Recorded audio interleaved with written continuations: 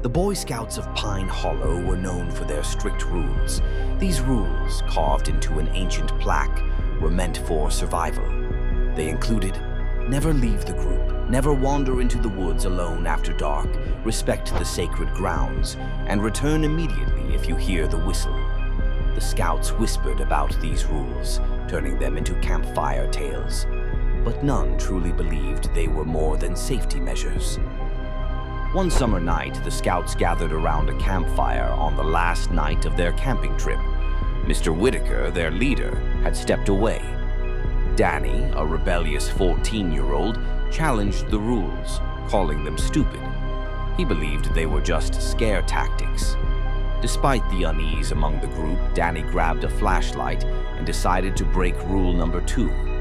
Don't wander into the woods alone after dark. Danny disappeared into the trees, leaving the group in uneasy silence. 10 minutes passed, then 20. Marcus, the rule follower, suggested getting Mr. Whitaker. But before they could move, a piercing whistle echoed through the air. It wasn't Mr. Whitaker's whistle. It was eerie and seemed to come from all directions. The boys called out for Danny, but there was no response. Fear began to grip them. One by one, the boys began to vanish. The darkness seemed to swallow them whole. Marcus clutched his flashlight, its beam flickering as fear took over. He tried to run, but stumbled, his scream lost in the oppressive night.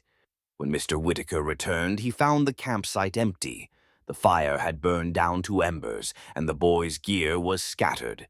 He searched the woods for hours, calling their names, but they were gone.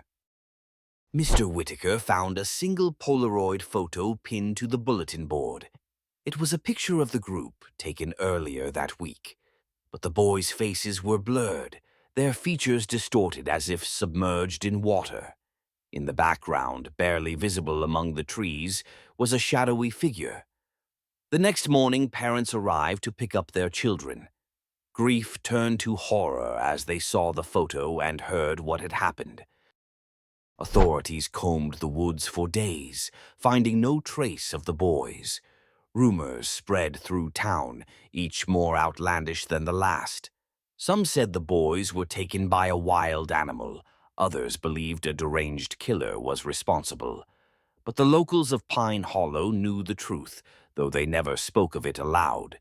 The rules had been broken.